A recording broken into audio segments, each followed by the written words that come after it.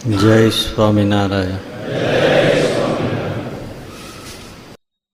કઈ કઈને આજે હું તમને અપીલિંગ વોઇસમાં કહું છું કે સ્વામિનારાયણ સ્વામિનારાયણ સ્વામિનારાયણ ભજન કરજો અને ધર્મ પાળજો અને સાધુને છોડતા નહીં. એવું નથી અમારે તમને પકડાવી નથી દેવા, પણ છે ને એ ભલે દુનિયામાં બોલે કે આ બધા મીડિયા છે ને દલાલો છે, દલાલ નથી, આ તો હાથે હાથ સોંપી દે એવી બધી વાતો છે.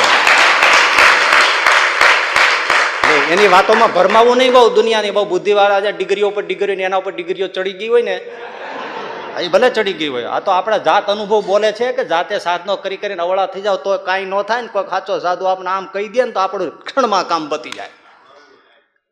એટલે બહુ વળ કરીને ઘેરે બેઠીને માળા કરી લેશું, ઠાકોરજીને પૂજી રાખશું, એવા ફાંકા ન રાખવા. બહુ ઘણા નહીં, હું અહીં સવારે બેઠો માળા કરતો ને જોઈએ જ રાખું, લાઈન થતી હોય દર્શનાર્થીઓને.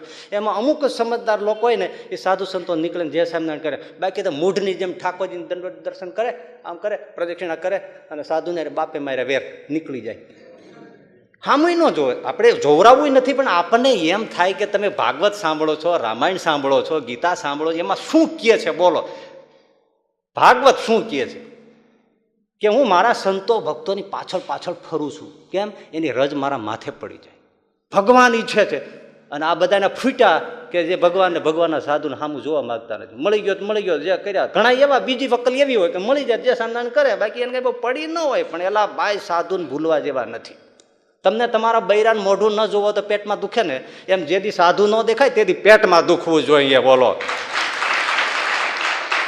પણ આ તો બધું ઠીક છે, મેળો ભલે ન મળે ના મળે બરાબર. મારું જ તમે જાણો છો, મને કોઈ પાસે આવી ગમતું નથી, હું કોઈને આવવા દેતો નથી. એટલે હું એવું નથી કહેતો કે તમે બધા મારી વાહ આવો, નહીં, તમને ગમે તે, પણ કોઈ સાધુ, સાચો સાધુ બહુ મોટી વાત છે ભાઈ. હવે અમારા મહિમાની વાતો નથી કે તમને જ્યાં શ્રદ્ધા હોય ત્યાં જજો, પણ સાધુ સાચો, સાધુ સાચો હરિભગત ઘેરે ટાઈમ ટુ ટાઈમ, નિયમ ટુ નિયમ મૂર્તિ પૂજ્યા રાખો, બહુ સારી વાત છે. પણ સાધુઓને ક્યારે નિગ્લેક્ટ કરતા નહીં.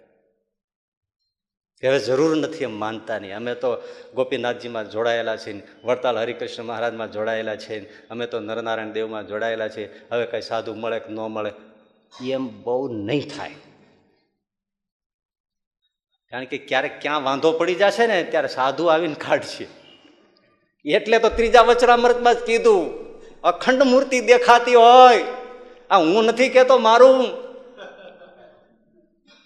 અખંડ મૂર્તિ દેખાતી હોય, આમાં દેખાય જ કોઈને અખંડ? બૈરા છોકરા અખંડ દેખાતા હોય. અખંડ મૂર્તિ દેખાતી હોય તો સાધુ, બ્રહ્મચારી, હરિભગત એની હારે હેત રાખજો, એને સંભાળી રાખજો. કેમ? એવો સમય આવે ત્યારે જો મૂર્તિ ભૂલાઈ જાય, પણ જો સાધુ યાદ આવી ગયો, બ્રહ્મચારી યાદ આવી ગયો, હરિભગત યાદ આવી ગયો, તો એને યોગ્ય કરીને ભગવાનની મૂર્તિ યાદ આવી જશે ને જીવ મોટી પદવીને પામી જશે. 5 લાઈનનું જ વચનામૃત છે, એટલા હાટુથી આખું વચનામૃત સંતોએ નાખ્યું. આપણે હા ધ્યાન જ ક્યાં દઈએ છીએ?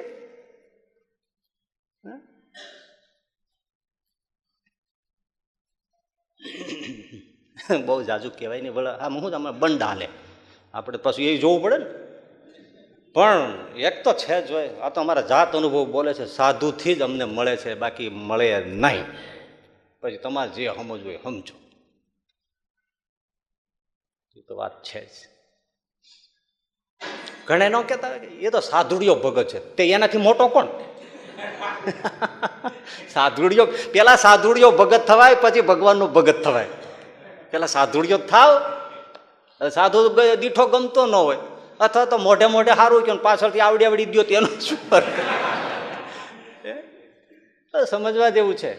પણ એક વાત, કોઈ સાધુડિયા હરિભગત હોય ને એને તમે મળીને પૂછી લો, એને જેટલું હૈયામાં ટાઢું હોય છે ને એવું બીજાને નહીં હોય. આ તમે લખી રાખો. હા, એને હૈયે જેટલું ટાઢું હોય એટલું બીજાને નહીં હોય. બહુ મોટી વાત છે આ.